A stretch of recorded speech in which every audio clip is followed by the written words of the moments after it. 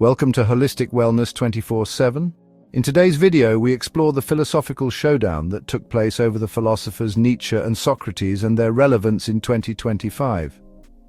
By the end of the video, you'll have a clear understanding of their importance today, so let's get started. Ancient Athens. Picture the bustling marketplace, the lively debates, the agora filled with merchants, artisans, and philosophers. The air is thick with the scent of olive oil and the sound of animated discussions. This is the cradle of democracy, where ideas are exchanged as freely as goods. In this vibrant city, Socrates, a man of relentless questioning, roamed the streets. He engaged his fellow citizens in dialogues, challenging their beliefs and exposing their assumptions. Socrates, with his insatiable thirst for knowledge and his unwavering faith in reason, laid the foundation for Western philosophy.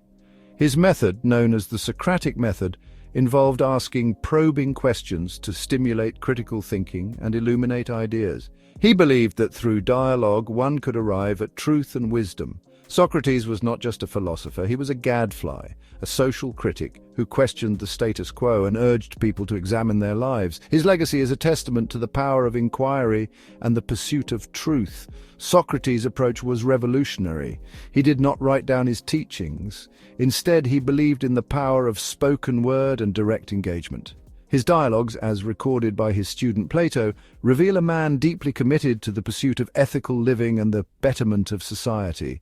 Socrates' influence extended far beyond his lifetime, shaping the course of Western thought for centuries to come. His trial and subsequent execution for allegedly corrupting the youth of Athens and impiety only cemented his status as a martyr for free thought and intellectual integrity. His death was a poignant reminder of the tension between the individual and the state, between free inquiry and societal norms. Fast forward to 19th century Europe. We encounter Friedrich Nietzsche, a philosopher who dared to question the very foundation Socrates had laid. Nietzsche, with his penetrating gaze, saw not only the power of reason, but also its limitations. He challenged the dominance of rationality, arguing that it had come to stifle our passions, our creativity, and our very will to live. Nietzsche's philosophy was a radical departure from the traditions of his time. He introduced the concept of the Übermensch, or overman, a figure who transcends conventional morality to create his own values. Nietzsche believed that the death of God, a metaphor for the decline of traditional religious and moral values, necessitated a re-evaluation of all values. He urged individuals to embrace their instincts, to live authentically, and to affirm life in all its complexity and contradiction. Nietzsche's work was a call to embrace the chaos and uncertainty of existence, to find meaning in a world without inherent purpose. His writings, filled with aphorisms and poetic language, challenged readers to think deeply about the nature of existence, power, and freedom. Nietzsche's influence on existentialism, postmodernism, and contemporary thought is profound, making him one of the most important and controversial figures in philosophy. The tale of these two philosophers, Socrates and Nietzsche, is a testament to the enduring power of philosophical inquiry. While Socrates championed reason and dialogue as the path to truth, Nietzsche urged us to look beyond reason, to embrace the full spectrum of human experience. Together they represent the dynamic tension between order and chaos, between the known and the unknown that drives the quest for understanding. Their legacies continue to inspire and challenge us, reminding us that philosophy is not just an academic pursuit but a way of life, a journey toward deeper understanding and greater wisdom.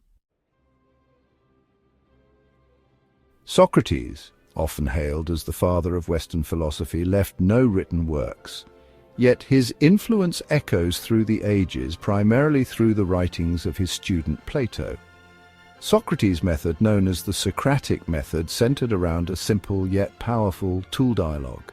He believed that true knowledge resided within each individual, waiting to be drawn out through rigorous questioning. Imagine Socrates, a gadfly buzzing around the complacent Athenian populace. He would pose seemingly simple questions, leading his interlocutors on a journey of self-discovery. Through relentless questioning, he exposed contradictions, challenged assumptions, and ultimately nudged people towards a deeper understanding of themselves and the world. Centuries later, Nietzsche emerged, a figure who would forever alter the course of philosophical thought. Born in 1844 in Rocken, Prussia, Nietzsche's early life was marked by a deep engagement with classical studies and philology. His profound intellect and relentless questioning led him to challenge the very bedrock of Western philosophy. Nietzsche was a storm on the philosophical landscape. He questioned the unquestionable, shaking the foundations of established thought. His ideas were not just a gentle breeze, but a tempest that sought to uproot centuries-old beliefs and traditions. In his seminal works, The Birth of Tragedy and Twilight of the Idols, Nietzsche launched a scathing critique of Socratic rationalism. These texts were not mere academic exercises, but passionate calls to re-evaluate the role of reason in human life. Nietzsche argued that the emphasis on reason had come at a cost. He believed that the Socratic method, with its relentless pursuit of objective truth, had suppressed the more primal aspects of human nature. This suppression, he contended, led to a disconnection from our true selves. Nietzsche's critique was not just theoretical. He wrote with a fervor that reflected his deep personal conviction. His manuscripts, filled with passionate annotations, reveal a thinker who was deeply engaged with the existential questions of his time. He believed that the suppression of our primal instincts, our passions, our very lifeblood was a tragedy. For Nietzsche, these elements were not just aspects of human nature to be controlled or eradicated, but were essential to the fullness of life. He saw the Socratic pursuit of objective truth as a form of self-deception, a denial of the chaotic, irrational forces that drive us. To Nietzsche, the ancient Greek philosophers had set humanity on a path that led away from the richness of human experience. Nietzsche's philosophy was a call to embrace these chaotic, irrational forces.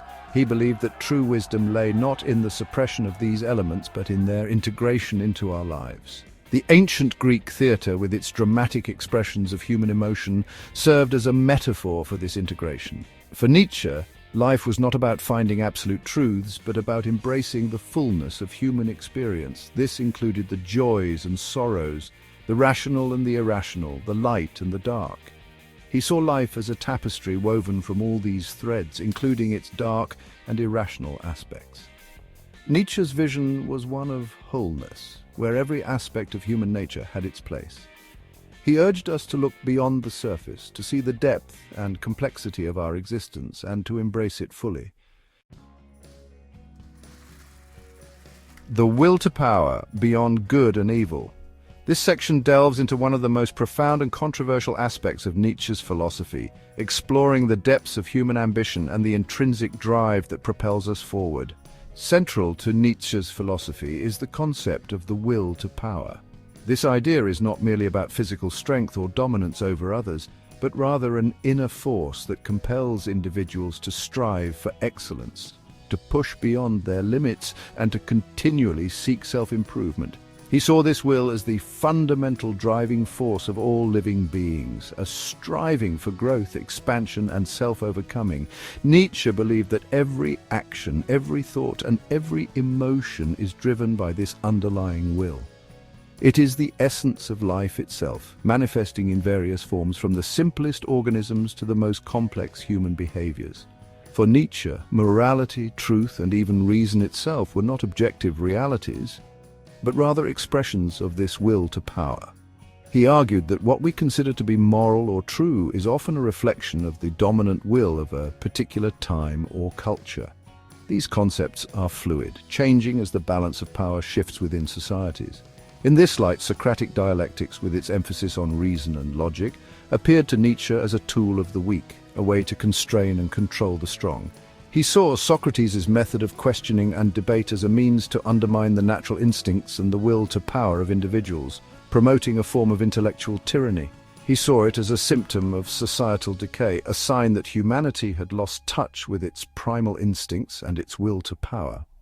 Nietzsche lamented the decline of these vital instincts, believing that modern society, with its emphasis on conformity and mediocrity, stifled the creative and dynamic forces that drive human progress. He urged a return to a more authentic and vigorous way of living, one that embraces the will to power as a source of strength and vitality. Nietzsche's ideas challenge us to reconsider our values and the motivations behind our actions. Are we driven by a genuine desire to grow and excel, or are we merely conforming to societal expectations? By embracing the will to power, we can unlock our true potential and live more fulfilling lives.